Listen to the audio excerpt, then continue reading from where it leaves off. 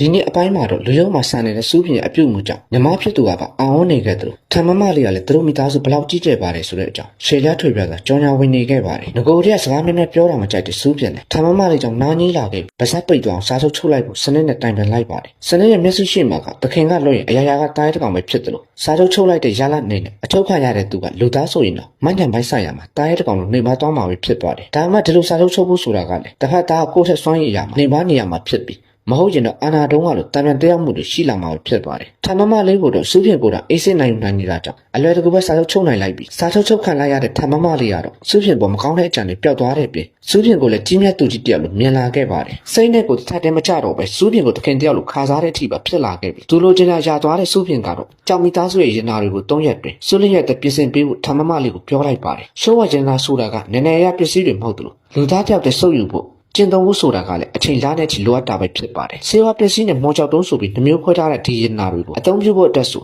3လလောက်အချိန်ယူရမှာဖြစ်ကဆေးဘက်ဆိုင်ရာရင်နာတွေဆိုရင်ခန္ဓာကိုယ်သက်အသုံးဝင်ဖို့လားနဲ့ချီရေးစိန်နေရမှာဖြစ်ပါတယ်။ဒါပေမဲ့ဆိုလိုရဲ့အတွက်ကလည်းပြန်ပွဲက3ရက်လောက်ပဲကြံတော့တာဖြစ်ပြီးကျင့်ကြံရည်နေမြင်နဲ့ပြင်ပလောက်ကရဲ့အချိန်ကွာချက်ကိုသိနေစိုးပြင်ကတော့ဒါကိုပဲ3ချက်4ကျင့်ဖို့ဆုံးဖြတ်လိုက်ပါတယ်။ဒါကြောင့်မလို့ညီမဖြစ်သူကိုလည်းယာယီစာရုပ်ချုပ်လိုက်ရင်ကျင်းကြိုင်နေမြစီထမမလေးနဲ့သူခေါ်ဆောင်သွားခဲ့ပါတယ်။ကျိုးတုပ်ပြီးရိုက်တဲ့လေကျင်းနဲ့သူဆူလင်းရက်ကိုထမမလေးကလေကျင်းပေးနေပြီးတစ်ဖက်မှာတော့ဆူလင်းရက်ကိုရှင်းဖို့လွတ်လိုက်တဲ့အနည်းအောင်မြေခွေးဘက်ကတစ်ဖက်လုံးအသက်ခံလိုက်ရတာကြောင့်ခိုင်းလိုက်တဲ့သူတွေလည်းဒေါ်လာထွက်နေခဲ့ကြပါတယ်။တစ်ဖက်လုံးတွေးချောင်းစီးသွားတာကလွှဲရင်ဘာတဲလုံးစာမှမကြံခဲ့တာကြောင့်ဘဒုလက်ချက်လည်းဘဒုလောက်တာလဲဆိုတာစဉ်းစားမရပဲ။တကြိမ်မရရင်နောက်တစ်ကြိမ်ထပ်လောက်ကြံဖို့အမိန်ပေးလိုက်ကြပါတယ်။ဆူလင်းရက်ရဲ့နောက်ကကာကွယ်ပေးနေတဲ့သူကမသိပေမဲ့တေချာပေါင်းအင်အားကြီးမယ်ဆိုတာခံမှန်းမိလိုက်တာကြောင့်အစင်းရှစ်တွေးလိုက်တဲ့ကားနဲ့သူအစင်းခနဲ့ရှိုးဝရင်နာတွေကိုပါပေါင်းထက်ပေးလိုက်ပြီးနောက်3ရက်ကြာပြန်ပွဲမှာအပိသက်လောက်ကြံမှုပြင်ဆင်လိုက်ကြပါတယ်။ဆူလင်းရက်မှာအန်နယ်ကတစ်ခုတည်းသောမဟုတ်ပဲအဓိကမိသားစုကြီးတွေအားလုံးကသူတို့အနိုင်ရဖို့အရင်လက်ရှိနာမည်ကြီးနေတဲ့ဆူလင်းရက်ကိုလောက်ကြံဖို့စဉ်းစားထားကြတာပဲဖြစ်ပါတယ်။နောက်3ရက်ကြာပြီးတဲ့နောက်မှာတော့တားရဲချန်ပီယံလက်ရဲ့ဒုတိယမြောက်ပွဲစဉ်ကပြန်လည်စတင်လာခဲ့ပရိသတ်ရဲ့တောင်းတောင်းဖြတ်ဖြတ်အားပေးတာနဲ့တူ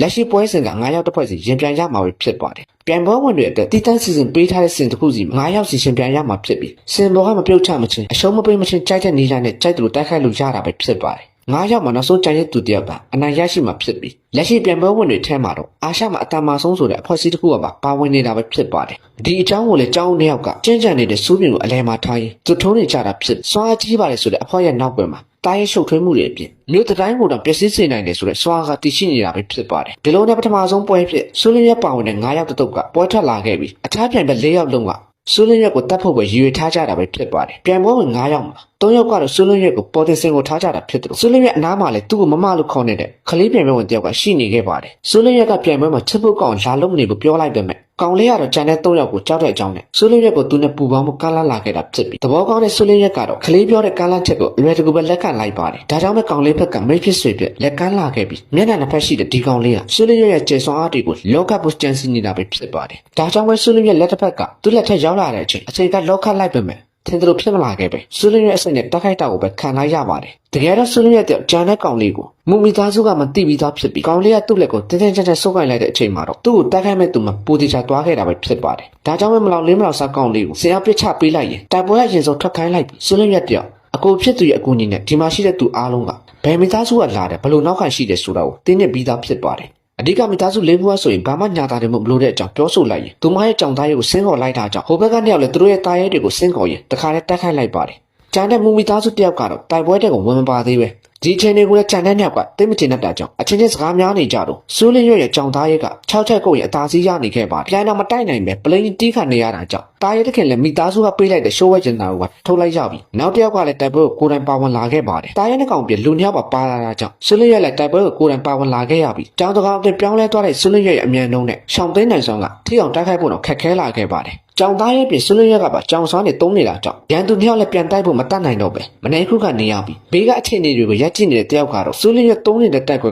ကသူတို့မိသားစုမှာတော့စီနီယာခေါင်းဆောင်တွေပဲတုံးနိုင်တဲ့အကွက်ဖြစ်ကြောင်းစဉ်းစားနေခဲ့ပါတယ်တိုက်ပွဲဝင်တားရဲထွင်တွေကဆင်းခေါ်တားရဲတွေကိုအများအပြားနှုံနဲ့အမိန်ပေးကြတာဖြစ်ပြီးတားရဲနဲ့ပူဝါနိုင်စွမ်းက40နဲ့60ရာခိုင်နှုန်းကြားမှာပဲရှိတာဖြစ်ပါတယ်စူးလင်းရဲ့တိုက်ကွက်မှာတော့အကြီးတစ်ချက်နဲ့တားရဲနဲ့တကယ်ဆက်သွယ်နေတာဖြစ်ပြီးအချင်းချင်းပူမောင်းနိုင်စွမ်းကလည်း60ရာခိုင်နှုန်းထိတိုးသွားတာပဲဖြစ်ပါတယ် တားရဲပြင်ကျင့်စဉ်ကတားရဲနဲ့တခင်အချင်းချင်းစိတ်ထဲဖောက်မြင်နိုင်တဲ့အခြေအနေတွေရှင်းဆက်နေတာဖြစ်ပြီးပူပေါင်းနိုင်စမြာရာခိုင်နှုန်းတိကျသွားနိုင်တာကြောင့်ဘေးရရက်ကြည့်နေတဲ့တယောက်နဲ့စင့်ကောင်တကားနဲ့သူတိုက်ပွဲတဲ့ပါဝင်လာခဲ့ပါတယ်မိသားပုံဆောင်တဲ့တကားရဲ့ဟင်းရောက်တန်ကိုတွန်းလိုက်တာကြောင့်လက်ရှိမိဝရင်တားရဲကိုတွန်းနေတဲ့ဆွလင်းရက်တယောက်ဖိနှိပ်ခံလိုက်ရပြီမိသားဝင်းရဲ့အားနည်းချက်ကငကားဟင်းရောက်တန်ပဲဖြစ်ပါတယ်ဒါကြောင့်မဆွလင်းရဲ့ပူပေါင်းမှုကမတိမနစ်ဖြစ်လာခဲ့ပြီလက်ရှိတိုက်ပွဲမှာတုံးနေတဲ့ငကားတားရဲကမူမီသားစုရဲ့ထိပ်တန်းတားရဲကောင်ဆိုတာအားလုံးကကြည့်ရုံနဲ့တီးလိုက်ကြပါတယ်ပထမပိုင်းမှာအရေးနေတဲ့နှစ်ယောက်ကတော့ဆွလင်းရဲ့အားနည်းသွားတဲ့အချိန်အခွင့်အရေးယူတိုက်ခိုက်ဖို့ကြိုးစားလာခဲ့ပြီဒါဟုတ်တဲ့ဆွလင်းရက်ကမိသားစု၃ခုကြားတွေးခွဲသွားအောင်လက်ရှိအခြေအနေတိုင်းဆိုအကျိုးမြတ်ကိုမိသားစုကပဲယူသွားမှာဖြစ်တဲ့အကြောင်းပြောလိုက်ပါတယ်ရှုပ်ဝက်ရေဒနာရဲ့ရှုပ်ဝက်ဆောင်ရ၃ပြီးတန်းတယောက်နဲ့ရှိရင်အခုမှတိုက်ပွဲထက်ကိုဝင်လာတဲ့တယောက်ကပိုကျုံးမဲ့ရမှာတေချာတဲ့အကြောင်းထောက်ပြလိုက်တာကြောင့်ထံမိသားစုနဲ့ချင်းမိသားစုလည်းတွေ့ဝေသွားခဲ့ပါတယ်ဆွလင်းရက်ကိုအသေးတိုက်ရမယ်ဆိုရင်တော့ပြန်ပွဲရှင်းမြစ်အရာနောက်ဆုံးနိုင်ရရှိသူကတယောက်ပဲကြံရမှာဖြစ်ပြီးလက်ရှိအခြေအနေရဆိုဆွလင်းရက်ကိုအသေးကြီးလိုက်ဖြုတ်ထားတဲ့ချင်းမိသားစုနဲ့ထံမိသားစုကတိုက်ပွဲပန်းနေပြီဖြစ်ပါတယ်ဒါကြောင့်သူရှုံးသွားရင်တော့လက်ရှိမိသားစုကအနိုင်ဆိုတာတေချာနေတာကြောင့်ကြံတဲ့ညလည်းတိုက်ပွဲကိုဝင်မပါတော့ပဲမိသားစုကိုဆွလင်းရက်နဲ့ညောင်တဲ့တိုက်ခိုက်ခိုင်းလိုက်ပါတယ်သူ့ဘက်ပောင်ဆွဲဆောင်လိုက်ပေမဲ့ထင်တယ်လို့တော့ဖြစ်မလာပဲဒါပေမဲ့၃ယောက်တယောက်ချိန်တွေကတယောက်ချင်းတိုက်ပွဲဖြစ်သွားတာကြောင့်ဆွလင်းရက်တဲ့အချိန်တွေကတော်သေးတယ်လို့ဆိုရမှာဖြစ်ပါတယ်ပြောရင်းဆိုရင်ချင်းမိသားစုနဲ့ထံမိသားစုကအဖြစ်နေတာကြောင့်အချိန်ဆွဲလို့မရတော့တဲ့မိသားစုလည်းဆွလင်းရက်စီတိုက်ခိုက်ဖို့ရွေးချယ်လိုက်ပါတယ်ဖိနေချင်းခံထားရတဲ့ပြင်တိုက်ပွဲပန်းနေတာကြောင့်ဆွလင်းရက်ရဲ့ကြောင်သားကြီးခန့်နိုင်စွမ်းကကြာစင်းနေပြီဖြစ်ပြီးတစ်ဖက်နှကားရဲ့တိုက်ခိုက်မှုကိုတိုက်ရိုက်ခံလိုက်ရပါတယ်တားရဲချင်းတိုက်ခိုက်တဲ့ပြင်ဆွလင်းရက်စီကိုလည်းမိသားစုကကိုယ်တိုင်တိုက်ခိုက်လာတာကြောင့်အချိန်တွေကဆွလင်းရက်ဘက်မှာနှိပ်ပါလာခဲ့ပြီးဆွလင်းရက်ရဲ့စိတ်ပိုင်းဆိုင်ရာတိုက်ခိုက်မှုကမိသားစုကိုမတက်ရောက်တဲ့အချိန်တွေပဲဖြစ်ပါတယ်ဒါကြောင့်မှတစ်ဖက်နှကားစီစေဝင်းတိုက်ခိုက်မှုကိုအနီးကတုံးကြည့်လိုက်ပေမဲ့ထင်တယ်လို့အလုံးမဖြစ်သွားခဲ့ပဲမြို့ဝင်းတိုင်းရဲ့ပြင်းပြင်းထန်ထန်ရိုက်ထုတ်တာခံလိုက်ရတဲ့ပြီးဆွလင်းရက်ကိုယ်တိုင်လည်းမိသားစုရဲ့တိုက်ခိုက်ချက်ကိုတိုက်ရိုက်ခံစားလိုက်ရပါတယ်တားရဲရောက်ခုကမှုကမရှိတော့တာကြောင့်ဆွလင်းရက်တယောက်တစ်ဖက်ကတိုက်ခိုက်ချက်ကိုအလူလက်ခံနေရပြီးတစ်ဖက်ကတော့ဆွလင်းရက်မှောက်သွားပြီလို့ထင်လိုက်ပေမဲ့ဆွလင်းရက်ဆိုတာကလည်းဘိုးတော်ကြီး၄ပါးရဲ့တစ်ဖက်ဖြစ်နေတာကြောင့်ကိုသားရဲ့အစွမ်းနဲ့အတူချက်ချင်းပြန်ထလာခဲ့ပါတယ်တိုက်ခိုက်ရေးပြီးကြောက်ကမန်းလေးကြီးကိုသားရဲ့အစွမ်းနေကြောင့်မိသားစုလည်းဆွလင်းရက်ကိုရှော့တက်မနေတော့ပဲလက်ပြရစ်ချီလန်းကိုဒုတိယကြိမ်တုံးလိုက်တဲ့ပြီးဒီတစ်ကြိမ်တော့အဆုံးသတ်လိုက်ပြီလို့ထင်လိုက်ပေမဲ့ဆွလင်းရက်ရဲ့လက်ကွက်တဲ့တဲ့ကြီးဝင်သွားခဲ့ပါပွဲဆဆချင်းကောင်းလေးစီကတင်ထားတဲ့ကျဲစွမ်းချိတ်ပိတ်တော့နဲ့သူမိသားစုရဲ့ကျဲစွမ်းကိုချိတ်ပိတ်နိုင်လိုက်ပြီးတခင်နဲ့တားရဲ့ရုပ်တဲ့အဆက်တွေပြတ်သွားတဲ့အချိန်ပုံဆောင်ခန်းတကားကိုတက်ခိုက်နိုင်လိုက်တယ်လို့မိသားစုကိုလည်းစင်ရက်ပြန်ပတ်စီပြစ်ချလိုက်ပါတယ်ဒါပေမဲ့အချိန်တွေကထင်သလိုဖြစ်မလာခဲ့ပဲမိသားစုစင်ရောက်မချခင်ထမ်းမိသားစုနဲ့ချင်းမိသားစုကကယ်ပေးလိုက်တဲ့ပြီးအားပြည့်သွားတဲ့နှစ်ယောက်ကတိုက်ပွဲနဲ့ပြန်ဝင်လာတာကြောင့်လက်ရှိ၃ယောက်တယောက်ချင်းတွေကိုပြန်ရောက်သွားခဲ့ရပါတယ်တစ်ဖက်ကပြန်တာလာတဲ့တိုက်ပွဲမှာဆွလင်းရက်တယောက်ငကားဖိနေချင်းကိုဒုတိယကြိမ်ခံစားလိုက်ရပြီးရုပ်တဲ့ရှုံးပြီလို့ထင်လိုက်ပေမဲ့စူးပြင်းရဲ့အဲ့ဒါကိုသုံးလိုက်ဆိုတဲ့အတန်ကိုဆွလင်းရက်တယောက်ပြပြတသားကြားလိုက်ရပါတယ်မင်းရဲ့အစွမ်းတွေကိုဖုံးခွဲစားမလို့တော့ဘူးဆိုတဲ့စူးပြင်းရဲ့ဒုတိယမြောက်စကားတန်နဲ့သူဆွလင်းရက်တယောက်တခုခုကိုသဘောပေါက်သွားခဲ့ပြီးရုပ်တဲ့အေးဆက်သွားတဲ့ပုံစံနဲ့သူပြေးဝင်လာတဲ့ရန်သူတွေကိုခရူးဆိုင်နေပဲတခုခုကိုဆင်းခေါ်လိုက်ပါတယ်ထွက်လာခဲ့ဆိုတဲ့အေးဆက်တဲ့အမိန်ပိတ်တန်ရဲ့အောက်မှာငွေလနဂါးရဲ့ကြီးမားတဲ့ပုံရိပ်ကထွက်ပေါ်လာခဲ့ပြီးမိုင်းထောင်ကြီးအေးခဲချင်းနဲ့သူပြန်ပွဲကွင်းပြင်တစ်ခုလုံးကရုပ်တဲ့အေးခဲသွားခဲ့ပါတယ်တေလာအောင်တိုက်ခိုက်ချင်နေတဲ့တားရဲတွေရောတခင်တွေကိုပါရေခဲရိုက်ပေးလိုက်တာကြောင့်တစ်ဖက်က၃កောင်လဲဈေးတဲ့ငါးတွေလို့အေးဟိတန်ကြောင့်တတိလက်သွားတဲ့အချိန်တွေထိဖြစ်သွားခဲ့ပါတယ်ပြန်ပွဲစီးမင်းအရာဆိုရင်10ယောက်ကြတဲ့သူတတိလက်တဲ့သူအရှုံးပေးတဲ့သူကထုတ်ပယ်ခံမှာဖြစ်နေတာကြောင့်၃ယောက်လုံးတတိလက်သွားတဲ့အချိန်တွေမှာလက်ရှိ9ယောက်ပြန်ပွဲရင်ဦးတဲ့အောင်နိုင်သူကအဆွလင်းရက်ဖြစ်လာခဲ့ပါတယ်ရရှိသွားတဲ့ဆွလင်းရက်ကိုကြည့်ပရိသတ်တွေလည်းအောင်းမှန်သက်ကုန်ကြသလို၃ယောက်တယောက်အချိန်ကြီးမှာအနိုင်ယူနိုင်လိုက်တဲ့အဖြူငကားသားရဲကြီးကိုလည်းအားလုံးကသဘောကျနေခဲ့ကြပါတယ်ဒီအသက်ရွယ်နဲ့အင်အားကြီးတာမာလုံးတဲ့ငကားတစ်ကောင်ကိုပိုင်ဆိုင်ထားတာကြောင့်ဆွလင်းရက်ကိုအများအားကျနေကြသလိုနောက်ကပဲကန်ရှင်တစ်ဖြစ်လဲစူးပြင်ကိုတော့ကြောင်းညက်ကလက်ကုပ်အုပ်ဟာပေးကွန်ပျူတာပေးနေခဲ့ကြပါတယ်ဒုတိယပွဲစဉ်ပြီးဆုံးသွားတဲ့နောက်မှာတော့အိမ်ပြန်ရောက်လာတဲ့ဆွလင်းရက်တယောက်ထမမလေးခန်းကိုရောက်လာခဲ့လေ့ကျင့်ချိန်မတိုင်နဲ့တနင်္လာစောရောက်လာတာကြောင့်သူ့ချင်းစင်မှာနောက်ဆက်ဖြစ်တဲ့အကြောင်းထမမလေးကပူတော်လိုက်ပါတယ်ဆွလင်းရက်ရှိနေတာကြောင့်သူ့ကျဲစွမ်းကဖြိုဖျဲဖြစ်လာခဲ့ပြီးဆက်လေ့ကျင့်လို့မရတော့မှသူပြောစရာရှိမြန်မြန်ပြောဖို့ဆွလင်းရက်ကိုပြောလိုက်ပါတယ်တကယ်တော့ဆွလင်းရက်တယောက်ထမမလေးကိုမုတ်လာကျွေးသူ့ကိုရှေ့ဆက်လေ့ကျင့်ပေးဖို့တောင်းဆိုလာတာဖြစ်တယ်ဒီနေ့ပြန်ပွဲပြီးရင်ဆိုင်ခဲ့ရတဲ့အခက်အခဲတွေကြောင့်ဆွလင်းရက်တယောက်ချန်ပီယံဆုနဲ့ဝေးကွာနေသေးတယ်ဆိုတာကိုခံစားမိခဲ့တာပဲဖြစ်ပါတယ်ထမမလေးလည်းဒီနေ့ပြန်ပွဲမှာဆွလင်းရက်နိုင်လာတဲ့ဆိုရင်တော့ရလာတဲ့တရားတန်ချက်တွေကိုကြည့်လိုက်ရင်တေချာဘောတိုက်ခံခဲ့ရတယ်ဆိုတာကိုနားလည်လိုက်ပြီးဆွလင်းရက်ကိုယ်တိုင်ကလည်းသူတိချက်ပူပြီးတမလာခြင်းသေးတဲ့ကြောင့်ဖွင့်ရလိုက်ပါတယ်ဒါကြောင့်ပဲအစားတိုင်းထမမလေးလေဆွလင်းရက်ယူလာတဲ့မုတ်ကိုတကိုက်လောက်ကိုက်လိုက်ရင်သူပါလေချင်းပေးရမယ်အကြောင်းနဲ့ဆွလင်းရက်ကရောဘယ်လိုနေရာမျိုးမှာအားနေနေတာလဲလို့မေးလိုက်ပါတယ်ဒါကြောင့်ပဲလက်ရှိတိုက်ပွဲတွေမှာကသူမရဲ့ကြောင်သားရဲနဲ့တိုက်ခိုက်တဲ့အချိန်ဆိုရင်ငကားစွမ်းကသူမရဲ့အကြီးမားဆုံးအားနည်းချက်ဖြစ်နေခဲ့ပြီးငွေရင်ပေါက်ဆက်တိုက်ခိုက်မှုတွေကငကားသားရဲတွေရှေ့မှာဆိုထင်သလားလုံးမဖြစ်တဲ့အကြောင်းရှင်းပြလိုက်ပါတယ်တားရဲကတယောက်တည်းဆိုရင်စိတ်ဝင်ရင်စွာတိုးတက်လုံးဖို့ဆိုတာကအခက်ခဲဆုံးဖြစ်ပြီးဒီပန်းကိုကြော်ပြဖို့ဆိုရင်သူတို့ထံမိသားစုမှာလေ့ကျင့်ရတဲ့အထူးလေ့ကျင့်ရေးတစ်ခုရှိတဲ့အကြောင်းထမ်းမမလေးကပြောပြလိုက်ပါတယ်ဒါကြောင့်ပဲဆွလင်းရဲ့ငကားသားရဲကိုထုတ်ခိုင်းလိုက်သူဆွလင်းရဲ့ကျဲစွမ်းမပါပဲငကားသားရဲအစွမ်းတွေကိုသူ့ပေါ်တိုက်ထုတ်လွှတ်လိုက်ဖို့ထမ်းမမလေးကပြောလိုက်ပါတယ်ဒါကြောင့်ပဲဆွလင်းရဲ့တယောက်သူရဲ့ငကားသားရဲကိုဆင်းခေါ်လိုက်ပြီးစတိုးဆိုင်လုပ်တွေကြီးလုပ်နေရတဲ့ထမ်းမမလေးကတော့အညောင်းပညာပြတိုက်ပွဲတစ်ပွဲလောက်ကိုလွမ်းနေခဲ့တာပဲဖြစ်ပါတယ်ဒါကြောင့်ပဲအဆင့်ရှင်ငကားရဲ့ဖိနှိပ်မှုနဲ့စွမ်းရည်ကိုထမ်းမမလေးတယောက် ကိုမအကာဝဲနဲ့သူအေးစေခုခံပြလိုက်ပြီးသူတုံးလိုက်တဲ့စွမ်းအင်ကလက်ရှိဆုလင်းရဲ့လေ့ကျင့်နေတဲ့ကြောင်မီသားစုရဲ့စွမ်းအင်တွေထက်ရုပ်ပိုင်းဆိုင်ရာရောစိတ်ပိုင်းဆိုင်ရာမှာပါအများကြီးခုခံနိုင်တဲ့အကြောင်းထာမမလေးရှင်းပြလိုက်ပါတယ်စွမ်းအားကြီးမရှားတဲ့မမတွေဆိုသဘောကျတဲ့ဆုလင်းရဲ့ကတော့ထာမမလေးကိုအပြတ်သက်သဘောကျနေပြီထာမမလေးပြပေးတဲ့အစွမ်းကိုလည်းသူတင်ကျင်တဲ့ကြောင့်ပြောလိုက်တာကြောင့်အစားသလိုက်ထာမမလေးလည်းနေတိုင်းရသာရှိတော့ဝယ်ချင်းတင်ပေးမယ်ကြောင့်ညီနိုင်လိုက်ပါတယ်တကယ်တော့ဆုလင်းရဲ့ကဒီတိုက်ပေါ်တုံးလိုက်ရင်တေချာပေါ်ထာမိသားစုအဖမ်းခံထားတဲ့သူ့ကိုခြေရာကောက်မိမှဖြစ်ပြီးဒါကြောင့်ပဲသူ့ကိုလာခဲ့ဖို့အတွက်ဆူလင်းရက်ကနေတဆင့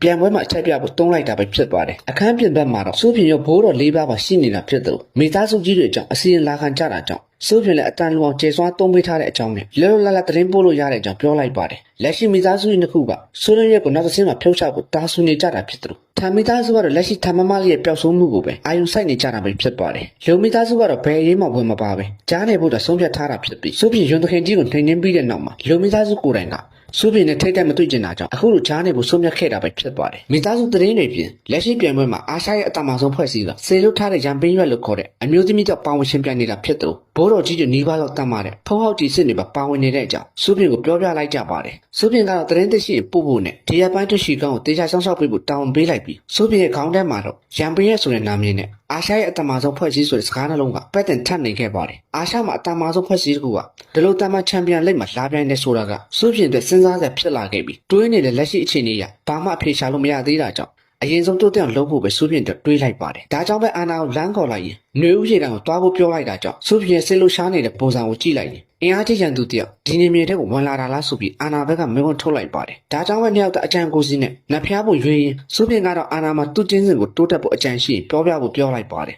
ယ်ဒါကြောင့်ပဲအာနာကြောင့်စိုးပြင်ကိုကပ်ဘေးကြောင့်ရှင်းပြလိုက်ပြီးကောင်းကင်ဘောကအရာရာကိုတမတ်ထဲဖြစ်အောင်အုပ်ချုပ်ထားသလိုအဲ့ဒီအရာတွေထက်မှာကပ်ဘေးဆိုတဲ့အရာလေးပါဝင်တာပဲဖြစ်ပါတယ်တဘာဝကပ်ဘေးလို့ခေါ်တဲ့ဒီကပ်ဘေးတွေထက်မှာမီးရေလေးနဲ့မိုးကြိုးဆိုပြီးမတူညီတဲ့အခြေအနေလိုက်အမျိုးသားလေးမျိုးခွဲခြားထားတာဖြစ်သလိုအကယ်၍ကပ်ဘေးကိုသာကြော်ဖြတ်နိုင်ရင်တာမန်လူတယောက်ကနေဒိုင်းဒိုင်းလာပုံစံတွေဝင်ရောက်နိုင်မှာဖြစ်ပါတယ်ဂျိုးတစ်ချောင်းနဲ့နတ်မျိုးနဲ့ဝင်တယောက်ကမမလို့អော်တဲ့နွားပုံစံကိုထုတ်ရင်မိုးကြိုးကပ်ဘေးကိုရင်ဆိုင်နေတာဖြစ်သလိုဝေးဝါလုံးတဲ့အနေထားမှာတော့ကပ်ဘေးရဲ့ဖိနိုင်နိုင်စွမ်းကပြင်းထန်လွန်းတာပဲဖြစ်ပါတယ်ဒါကြောင့်ပဲအာနာရောစုပြင်မှာကပ်ဘေးရဲ့ဆောင်ကိုခန်းစားမိလိုက်ကြပြီစုပြင်ကတော့ပထမဆုံးလူသစ်တယောက်အနေနဲ့ကပ်ဘေးအကြောင်းကိုအရင်ဆုံးလေ့လာချင်နေတာပဲဖြစ်ပါတယ်ဒီကိုထွက်လာရပေမဲ့စုပြင်တယောက်online က order တွေကိုစိတ်မချဖြစ်နေတာဖြစ်သူလက်ရှိဆိုင်ကိုအမေဖြစ်သူနဲ့လွှဲထားရပေမဲ့လုံးဝကြီးစိတ်အေးလိုက်လို့မရတဲ့အကြောင်းတွေးနေမိခဲ့ပါတယ်အာနာကတော့သူတို့မရှိရင်တော့ဘိုးကောင်ကောင်ရှိသေးတဲ့အကြောင်းပြောလိုက်တာကြောင့်အာနာအကြောင်းသိနေတဲ့စိုးပြင်လည်းညီမဖြစ်သူနဲ့ထာမမလေးကိုပြောနေတာမှချက်ချင်းသိလိုက်ပြီးနေရာလုံးကိုဒီကိုခေါ်လို့မဖြစ်သေးတာကြောင့်ဆိုင်မှာလေ့ကျင့်ဖို့ထားခဲ့တဲ့အကြောင်းပြောပြလိုက်ပါတယ်တောင်ထိပ်ပေါ်မှာတော့မိုးကြိုးရဲ့အချင်းက10မိုင်ထိရှိလာပြီဖြစ်သူအခုချိန်ဒီခုကနိုင်ထားတဲ့စမ်းသပ်သူကိုကြည့်ရင်အောက်ကနှစ်ဖျားသစုကလည်းအရေးချင်းပြည့်မိတဲ့အကြောင်းသုံးသပ်နေခဲ့ကြပါတယ်ဒါကိုနားထောင်နေတဲ့စိုးပြင်ကတော့စမ်းသပ်သူနဲ့တဘာကပ်ပေးကြတဲ့ဆက်နေမှုကိုရိပ်မိသွားခဲ့ပြီးလက်ရှိသူ့မှာရှိနေတဲ့တားရဲတွေကကပ်ပေးကိုဆွဲဆောင်နိုင်မလားဆိုတဲ့အကြောင်းတွေးနေမိခဲ့ပါတယ်တောင်ထိပ်ပေါ်မှာတော့ပြင်းထန်တဲ့မိုးကြိုးပစ်ချက်တွေကိုအသေးလေးခုခံနေရတာဖြစ်ပြီးအဆုံးသတ်မိုးကြိုးတစ်ချက်မှာတော့ကပ်ပေးလည်းနေနဲ့သွားခဲ့သလိုစမ်းသပ်နေတဲ့နှစ်ဖျားလည်းမိုးကြိုးပစ်ခံရပြီးတေဆုံးသွားခဲ့ပါတယ်စမ်းသပ်ချက်ကြာရှုံးသွားတဲ့ပြင်အသက်ဆွမ်းရောသွေးကြောတွေပဲပျက်စီးသွားတာကြောင့်စမ်းသပ်သူကလုံးဝသုံးဝင်တော့တဲ့သူတဖြစ်သွားခဲ့ပြီးအဆုံးသတ်နေနဲ့အခုံးဝက်ဖြစ်ပြောက်ွယ်သွားခဲ့ပါတယ်ဒါကိုကြည့်နေတဲ့စိုးပြင်လည်းသူ့မှာသာစနစ်ရပြန်သွင်းနိုင်စမရှိဘူးဆိုရင်မိခိုးငွေတွေလိုပြောက်ွယ်သွားမယ်ကြောင့်တွေးနေမိခဲ့ပြီးအာနာကိုလည်းဒါကပ်ဘေးရဲ့ကြာရှုံးမှုရလာလို့မေးလိုက်ပါတယ်ပါရမီရှိမဲ့ကပ်ဘေးရဲ့ဆွမ်းကိုခံနိုင်ရှိမှဖြစ်သလိုစိုးပြင်ရဲ့လက်ရှိဆွမ်းအားလိုက်ကပ်ဘေးရဲ့ပုံစံကပြောင်းလဲသွားမှဖြစ်ပြီးလက်ရှိစိုးပြင်ရဲ့အနေထားရဆိုရင်စင်ခေါ်နိုင်လားမခေါ်နိုင်လားတော့မသိချတာကြောင့်အာနာကလည်းစိုးပြင်ကိုအခွင့်အရေးရတော့နှိတ်ကိုနေခဲ့ပါတယ်နဖျားတွေကတည်သွားရင်တော့မိခင်တစ်ပင်ကြီးကနေတစ်ဆင့်မချိုင်လည်းပြန်လဲမိုးဖွာလာနေတာဖြစ်ပြီးလူသားသားဖြစ်နေတဲ့စိုးပြင်အတွက်ပြန်လဲရှင်သန်ခြင်းရှိတယ်ဆိုပေမဲ့အမှတ်နဲ့ဖြစ်နေတာကြောင့်အမှတ်သာကုန်သွားရင်လုံးဝတည်သွားနိုင်တာပဲဖြစ်ပါတယ်စိုးပြင်ကြောင့်ဒါကိုတွေးနေတော့စမ်းသပ်ဖို့လှည့်ကြပြီးဖြစ်တဲ့အကြောင်းနဖျားတစ်ပါးသတင်းပေးလာခဲ့ပြီးနဖျားမအာနာကတော့တကူကူကိုဆင်းခေါ်လိုက်ရင်စိုးပြင်တို့ကိုအတူယူသွားဖို့ပြောလိုက်ပါတယ်အာနာထုတ်ပေးလိုက်တဲ့အရာကလူမျက်နှာပါတဲ့အပြင်စကားပါပြောနိုင်တဲ့ဒိုင်းကတစ်ခုဖြစ်ပြီးနဖျားကာကွယ်လို့ခေါ်တဲ့ဒီကျေကောင်းဝဲမှုရှိုးဝဲရတနာကစွမ်းအားကြီးကာကွယ်တစ်ခုဖြစ်တဲ့အပြင်အသုံးပြုသူကိုလုံးဝမထိကန်အောင်ကာကွယ်ပေးနိုင်တာပဲဖြစ်ပါတယ်စိုးပြင်ကိုလာခေါ်တဲ့နဖျားကိုလည်းလူသားသားဖြစ်နေတဲ့စိုးပြင်စောင့်ရှောက်ပေးဖို့အာနာကပဲအကူအညီတောင်းလိုက်ပြီးလက်ရှိစိုးပြင်နဲ့အာနာကအပြန်လာမိခိုနေရတဲ့အခြေအနေဖြစ်ကြောင်းပြောပြလိုက်ပါတယ်ခံစားချက်တွေများလုံးတဲ့စပင်လိမ်မော်ရောင်နဲ့နှစ်သားလေးကတော့သူတို့တခင်မအမိန့်ကိုဝမ်းပန်းသက်သာလက်ခံလိုက်ရင်စိုးပြင်နဲ့တောင်ထိပ်ပေါ်တက်လာခဲ့သူစိုးပြင်ကိုလည်းသူကာကွယ်ပေးမဲ့အကြောင်းနဲ့လက်ရှိတိုင်းကရဲ့တန်မာမှုနဲ့ဆိုမိုင်90လောက်ရှိတဲ့မိုးကြိုးလောက်ကိုအသာလေးခတ်နိုင်တဲ့အကြောင်းအားကျုံမှန်တဲ့ပြောနေခဲ့ပါတယ်တိုင်းကလည်းသူ့ကိုအထင်သေးမနေပဲမိုင်တရားလောက်ကတော့အေးစိတ်ခံနိုင်တဲ့အကြောင်းဝင်ပြောလိုက်ပြီးဒါကိုစောင့်ကြည့်နေတဲ့နဖျားတွေကတော့တင်မျိုးကျော်ကိုအခုလိုစမ်းသပ်ခိုင်းနေဆိုတာလုံးဝကြာရှုံးမှဖြစ်တဲ့အကြောင်းအာနာကိုပြောနေခဲ့ပါတယ်အာနာကတော့နဖျားတွေစကားကိုနားထောင်မနေပဲတောင်ထက်ကပတ်ဝန်းကျင်လည်းရုပ်ကြက်မောင်ထူးနေသူအနီအောင်လင်းတန်းတွေထွက်ပေါ်လာခဲ့ပါတယ်ကောင်းကင်မိုးကြိုးကအယောင်မသူတော့တာကြောင့်နဖျားကောင်လေးလည်းရုပ်ထွက်ထိန်လန့်သွားခဲ့ပြီးတခါမှတွေးကြုံမရှိတဲ့စူးပြင်လဲဘာတွေဖြစ်မှမသိတာကြောင့် ဘာတွေဖြစ်နေတာလဲလို့မေးလိုက်ပါတယ်အခုလိုအယောင်သူတဲ့ကောင်းကင်ဘုံမိုးကြိုးကပ်ပေးဆိုတာနှစ်တရာနေမှတခြင်းထွက်ပေါ်လာတာမျိုးဖြစ်ကအရန်ရှားပါတဲ့အခြေအနေမျိုးဖြစ်သလိုတာမန်မိုးကြိုးတဲ့ဆွမ်းအားက3ဆလောက်ပိုကြီးတာပဲဖြစ်ပါတယ်အောက်မှာစောင်းကြည့်နေတဲ့နဖျားတွေလည်းဒီလောက်ထိကြီးမားတဲ့ကပ်ပေးတုတ်ပြမှုကြီးဖြစ်လာတာကြောင့်အာဝကုန်ကြပြီအားလုံးကတော့အာနာပေးလိုက်တဲ့တိုင်းချောင်းလို့ထင်ကုန်ကြပါတယ်အာနာကတော့တိုင်းချောင်းတာမဟုတ်ရင်တောင်ပေါ်မှာရှိနေတဲ့တဲရောက်ကြောင့်ဖြစ်နိုင်တဲ့အကြောင်းပြောလိုက်ပြီးအရင်ဘွားကပြစ်မှုတကူများကျွလွန်ခဲ့လို့လားလို့ပြောလိုက်ပါလက်ရှိတာမလို့မိုးကြိုးက9မှကြီးထိုးတက်လာပြီးဖြစ်သလိုနဖျားကောင်လေးနဲ့တိုင်းကအချင်းချင်းချီးကျူးစကားများနေကြတာကြောင့်ဒီညမှာလူသားဆိုလို့တယောက်တည်းရှိနေတဲ့စိုးပြင်းလေနဖျားတွေကဒီလောက်ရောက်ချက်ခတ်နေရင်သူမပြောတဲ့အကြောင်းလှမ်းပြောလိုက်ပါတယ်ဆရာထက်ထန်နေတဲ့ကောင်လေးကတော့ကပ်ပေးရဲ့ပထမလိုင်းလာတော့မှဖြစ်လို့စိုးပြင်းကိုသူ့နောက်လာခဲ့ဖို့ပြောလိုက်ပြန်မဲ့စိုးပြင်းကတော့အမောင်ထုခွေးကိုဆင်းကုန်ရင်စမ်းသပ်ခိုင်းလိုက်ပါတယ်ရုတ်တဲ့မိုးကြိုးက20ခဏမှကြီးထိုးတက်သွားခဲ့ပြီးဒိုင်းကကြီးကတော့လက်ရှိအချိန်ကြီးကအလဲလက်ပါရမီစင်းကိုရောက်နေပြီဖြစ်လို့စက်ထိန်ထားဖို့ပြောလိုက်ပါတယ်စိုးပြင်းကတော့ဒုတိယတစ်ကောင်လေးနဲ့ငွေရနဂါးသားရေးကိုဆင်းခေါ်လိုက်ပြီးဒုတိယအချိန်မှာတော့မိုးကြိုးရဲ့အချိန်ကြီးကမိုင်90ကျော်ထိရောက်သွားပြီဖြစ်ပါတယ်ကပ်ပေးစမ်းသပ်မှုဆိုတာကစမ်းသပ်တဲ့တောင်ထိပ်မှာရှိနေတဲ့အရာအလုံးနဲ့ပါရမီနဲ့တန်းတူနေတဲ့စွမ်းအားကိုကပ်ပေးကမိုးကြိုးတင်နဲ့ထုတ်လုပ်ပေးတာဖြစ်ပြီးဒါဟုတ်တဲ့နေစိုးပြင်းကသူ့သားရဲတွေရဲ့အစွမ်းကိုတကောင်ချင်းဆက်သက်ချင်နေတာပဲဖြစ်ပါတယ်ငွေရနဂါးသားရဲကအမောင်ထုခွေးတဲ့တိုက်ခိုက်မှုမှာတစ်စက်နေနေဆိုရင်တော့ပါရမီမှာတော့အမောင်ထုခွေးတဲ့တာလုံးနေတာဖြစ်တယ်လို့မကျေနပ်တဲ့စိုးပြင်းကတော့နောက်တစ်ကောင်လေးနဲ့မီနီကာသားရဲကိုဆင်းခေါ်လိုက်ပါတယ်ဆင်းခေါ်သားတဲ့သားရဲတွေရောနဖျားကောင်လေးနဲ့တိုင်းတွေပါစိုးပြင်းကြောင့်တောင်းတောင်းတွေဖြစ်ကုန်ကြပြီမိုးကြိုးစွမ်းရင်ကတော့မိုင်းကြားထိထုတ်တက်လာတာကြောင့်တောင်ထေကနတ်သားတွေကပါအာနာကိုနေရာရွှေ့ချဖို့တတိပေးလာခဲ့ပါတယ်အာနာကတော့လက်ရှိထူးခြားဖြစ်စဉ်ကိုသူကြည့်ကျင်သေးတဲ့အကြောင်းပြောလိုက်ပြီးတကယ်တော့အာနာတယောက်ကပ်ပေးကိုရင်ဆိုင်နေတဲ့စိုးပြင်းတော့ကစွမ်းအစစ်မှန်ကိုသိကျင်တာပဲဖြစ်ပါတယ်ဒါကြောင့်မဲ့သူတို့ကိုကူညီတဲ့အနေနဲ့တောင်ပေါ်တစ်ခုခုလှမ်းပေးလိုက်ပြီးအာနာပေးလိုက်တဲ့ຢာကသူမရဲ့ကိုယ်ပိုင်ရင်နာပဲဖြစ်ပါတယ်မရတမ်းသေးတဲ့စိုးပြင်းကတော့နောက်ဆုံးအနေနဲ့ရှောင်းဝင်းလိုကိုဆင်းခေါ်လိုက်ပြီးမိုင်းတရားပတ်လက်လောက်ပဲရှိတဲ့ရှန်ကင်းတောင်မှာမိုးကြိုးကမိုင်းနေရာလောက်ထိကြီးထွားလာတာကြောင့်တောက်ကနဖျားတွေလည်းစမ်းမကြည့်နိုင်တော့ပဲထွက်ပြေးကုန်ကြပါတယ်တောင်ပေါ်ကနဖျားကောင်လေးကတော့လက်ရှိအခြေအနေကိုတခါမှမြင်ဖူးတဲ့အပြင်တောင်ရန်ကြောက်ဖို့ကောင်းနေတာကြောင့်မျက်လုံးတွင်းမျက်စံပြူဖြစ်နေခဲ့ပြီနောက်ဆုံးကပ်ပေးရဲ့မိုးကြိုးတက်ခတ်ချက်ကိုတော့အားလုံးကရှိသမျှအင်အားနဲ့ခုခံလိုက်ကြသလိုတားရဲတဲ့အားလုံးဝိညာဉ်မှာဖက်ဆေးခံလိုက်ရပေမဲ့စွပြင်းကတော့အစင်ပြေတဲ့အကြောင်းပြောရင်းအားလုံးကိုပြန်သက်သွင်းလိုက်ပါ